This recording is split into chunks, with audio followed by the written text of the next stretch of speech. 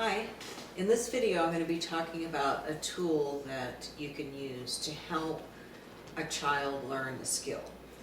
It's specifically helpful for children who have autism spectrum disorders, but it can be helpful for kids who've got other kinds of needs as well in terms of needing to learn or to strengthen a particular skill.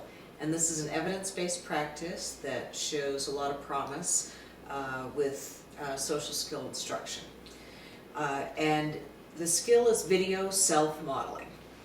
And I want to describe what that is. So modeling is when one person demonstrates a particular behavior, and then the learner learns by observing and then imitating that skill. And it can be learned to use to either learn a new skill or to strengthen something that someone is just beginning to learn. So I want to give an example of how modeling works from something that I'm currently doing, and that's that I'm taking a Tai Chi class. So when I'm taking the Tai Chi class, the instructor stands up in front of the class and models the form or the different movements that occur in Tai Chi. And you might have seen that with any kind of martial arts. There's usually a teacher at the front of the class.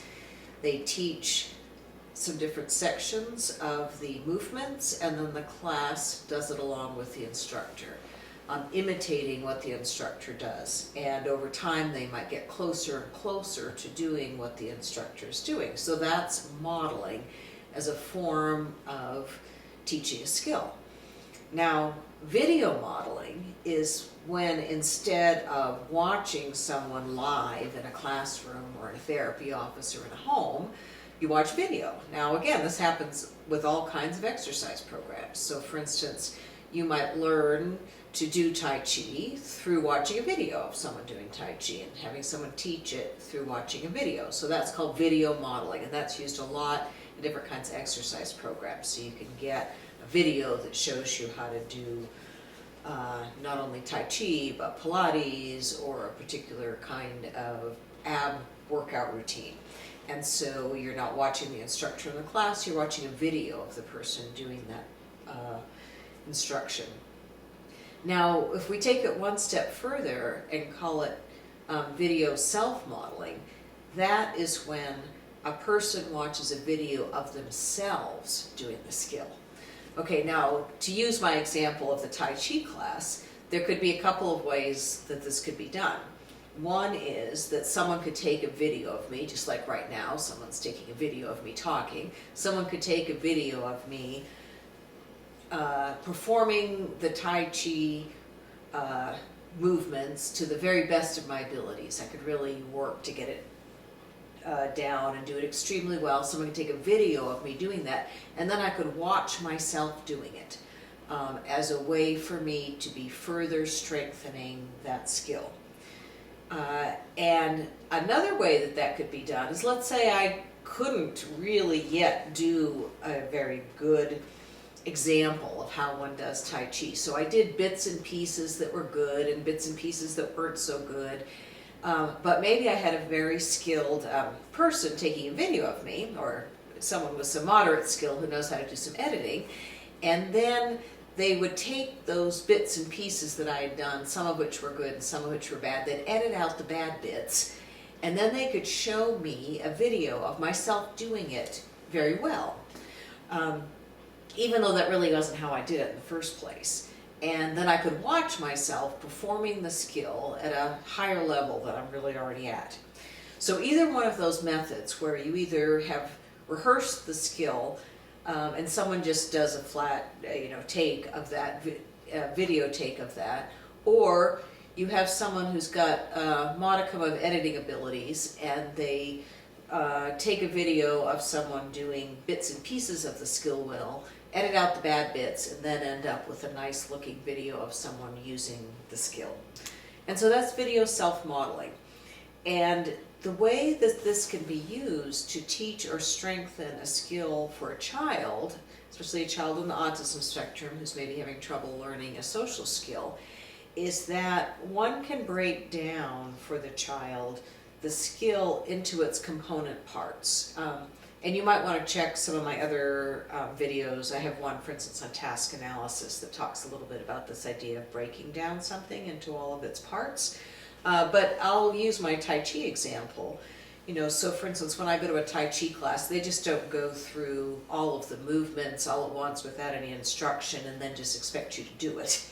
They do one movement and they have you practice that several times, and then they add a second movement to it. And so then you practice step 1 and step 2 in sequence until maybe you've done 4 or 5 steps in a sequence successfully, and then maybe they move on to the 6th step. So each step is broken down into a very small piece that's quite easy to master, and then they're strung together. And so the same can be done with different kinds of social skills. So for instance, a child can learn to greet someone, and maybe they learn that what they need to do is that they need to look at someone, then they need to say hello, and maybe they would even hold out their hand to shake the hand. When they were shaking the hand, they might grasp it slightly firmly, but not too firmly, move it up and down a couple of times, and then release the hand, and then say, "Nice to meet you."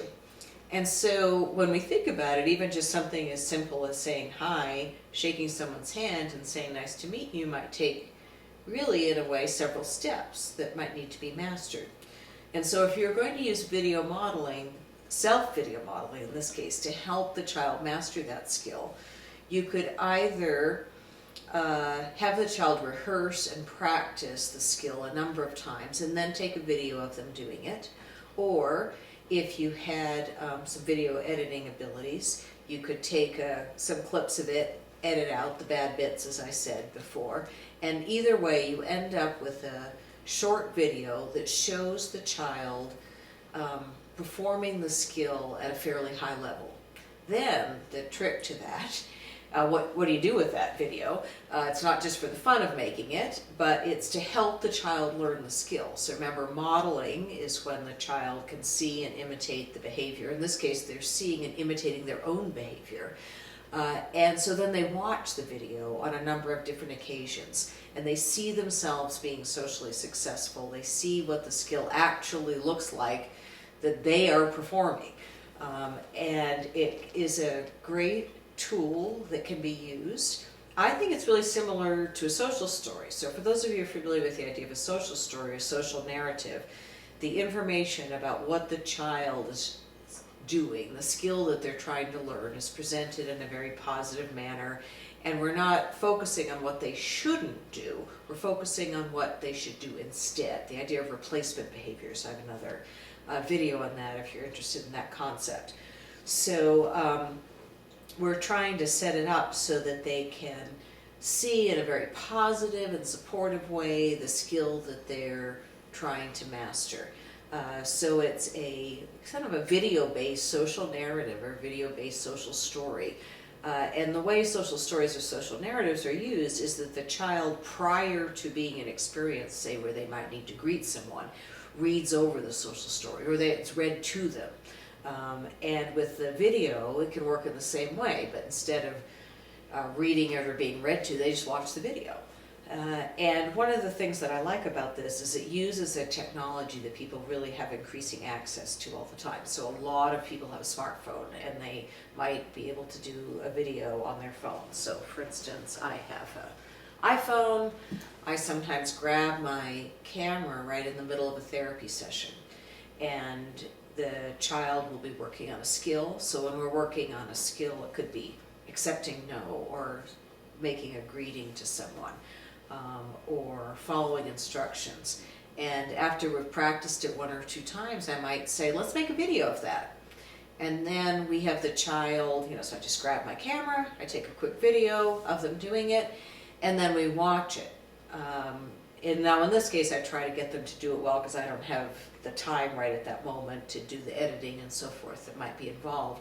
But it's something I can do really quickly and easily. I mean, I can make a video of a child doing a skill in 30 seconds. And then we'll watch it a few different times, and we'd show it to the parent. if it had been done on the parent's phone instead of on mine, they could even bring it home with them, and then they could show it to other people in the family while they're watching it themselves, thereby really strengthening that skill and seeing themselves being successful at doing that skill. I want to make a note that I don't encourage people to take videos of the child doing poorly. So for instance, let's say a child is working on expressing their feelings, like being able to say, I'm feeling mad about that, and my feeling is at a 4, because maybe they're using a 1 to 5 scale. And so that's the replacement behavior, the skill that they're working on is that verbal expression of their feelings. And that's a replacement for laying on the floor and screaming. Okay, but what I suggest is don't videotape the child laying on the floor and screaming, and show them, okay, this is how you look in this situation, but this is how I want you to look. I just am afraid that could reinforce the negative behavior. So we want to give very little attention, in fact, no attention if possible, to the negative behavior, and that would include videotaping it. So what we want to do is give all the attention to the positive replacement behavior, and it's a really easy skill to use with a child. All you have to do is either get them to do it or get them to do a fairly good job and then edit it a little bit and have them see it, and you can use it for all kinds of things. Various skills that the child is working on learning. I mean, it could be anything from following a hygiene routine, to practicing a good social skill, to practicing expression of feelings. Anything that is a new skill that the child is working on, and you're trying to strengthen that skill for that child. So give it a try. I think it's a very exciting and easy to use strategy for the development of various kinds of social skills. My name is Barbara Lester, and I'm a licensed clinical social worker. I have almost 30 years of experience working with children and adolescents and their families, and I specialize in working with kids who are on the autism spectrum or who have similar social and cognitive needs. If you're interested in these kinds of suggestions, please subscribe to my YouTube channel, which is ASD Specialist. You can also visit me on Facebook under ASD Specialist. So thanks for stopping by.